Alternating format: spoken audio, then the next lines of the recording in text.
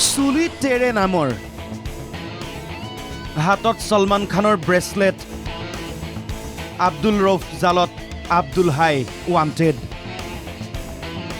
পঢ়া শুনা নকৰিলেও হ'ব 16,000 টকাতে মেট্ৰিক হায়াৰ ছেকেণ্ডেৰীত উত্তীৰ্ণৰ চাৰ্টিফিকেট পাব ব্যৱসায় সেয়াই যোৱা মে মাহত আমি সম্প্ৰচাৰ কৰিছিলোঁ এটা বাতৰি ধুবুৰীত ইংলিছ এডুকেশ্যন একাডেমী নামেৰে প্ৰতিষ্ঠান খুলি এটা চক্ৰই কিদৰে ভুৱা প্ৰমাণপত্ৰৰ বেহা চলাই আছিল জনপ্ৰিয় কণ্টেণ্ট ক্ৰিয়েটৰে এই প্ৰতিষ্ঠানৰ হৈ প্ৰচাৰো চলাইছিল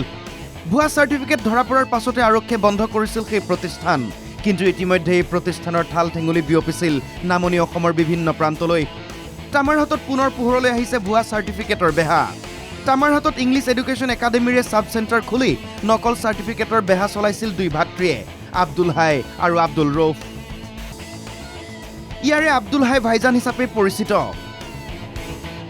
আব্দুল ৰৌফে ফাৰ্মাচী চলায় এই দুই ভাতৃয়ে ধনৰ বিনিময়ত বহু শিক্ষাৰ্থীক যোগান ধৰিছিল ভুৱা প্ৰমাণপত্ৰ হৰিপুৰ গাঁৱৰ এজন লোকে কন্যাৰ বাবে মেট্ৰিক পাছ কৰাৰ প্ৰমাণপত্ৰ সংগ্ৰহ কৰিছিল এই দুই ভাতৃৰ পৰা কোনো ভুৱা মাৰ্কশ্বিট চাৰ্টিফিকেট নহয় বুলি নিশ্চিতি দিলে আব্দুল হাই আৰু আব্দুল ৰৌফে চাৰ্টিফিকেটত লিখাও আছিল board of higher secondary education Tamil Nadu সহজ সৰল লোকজনে কথাটো মানি ল'লে ইয়াৰ পাছত সেই প্ৰমাণপত্ৰলৈ কন্যাৰ এডমিশ্যনৰ বাবে হাতীধৰা কনিষ্ঠ মহাবিদ্যালয়লৈ গ'ল তেওঁ তেতিয়াই মহাবিদ্যালয় কৰ্তৃপক্ষই ভুৱা প্ৰমাণপত্ৰ বুলি নিশ্চিত কৰি এডমিশ্যন নিদিলে কথাটো গম পাই জাঙুৰ খাই উঠিল লোকজন ভুৱা চাৰ্টিফিকেট যোগান ধৰা আব্দুল ৰৌফৰ তামাৰহাটৰ ফাৰ্মাচীলৈ গ'ল চাৰ্টিফিকেট ক্ৰয় কৰা লোকজন ধন ঘূৰাই বিচাৰোতে আব্দুল হাই আৰু আব্দুল ৰৌফে আক্ৰমণ কৰিলে লোকজনক এডমিশনের জন্য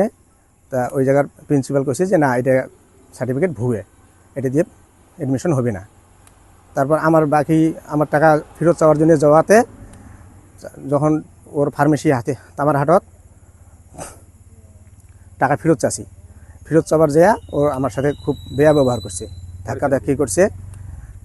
ধাক্কাধাক্কি করছে বা ওর বড় ভাই ইয়ে আব্দুল হাই রৌফ খুব অপমান করছে আমাকে এটা আমার ন্যায় বিচার চাই আমার টাকাটা উদ্ধার হওয়া লাগে এবং আমার অপমান করছে তার জন্য আমার ন্যায় বিচার হওয়া লাগে এজাহার দিছি আমার থানার মধ্যে আব্দুল হাই অ্যারেস্ট করছে আব্দুল রৌফক পায় নাই ও পালাইছে ইয়াৰ পাছতে ভুক্তভোগীয়ে তামাৰহাট থানাত দাখিল কৰিলে এজাহাৰ সেই এজাহাৰৰ পাছতে আৰক্ষীয়ে গ্ৰেপ্তাৰ কৰিলে ভুৱা চাৰ্টিফিকেটৰ বেপাৰী আব্দুল ৰৌফক ভাতৃ আব্দুল হাই এতিয়াও পলাতক ভুৱা ভাইজান আব্দুল হাইক বিচাৰি চলিছে আৰক্ষীৰ অভিযান এই ঘটনাই প্ৰতিক্ৰিয়া আৰু চাঞ্চল্যৰ সৃষ্টি কৰিছে তামাৰহাটত কিমান শিক্ষাৰ্থীক এনেকৈ ভুৱা চাৰ্টিফিকেট বিক্ৰী কৰা হ'ল আৰু ক'ত ক'ত চলিছে এই 2 নম্বৰী বেহা আৰক্ষী অভিযান তীব্ৰতৰ কৰিব লাগিব তামাৰহাটৰ পৰা আব্দুল আহাব NKTV+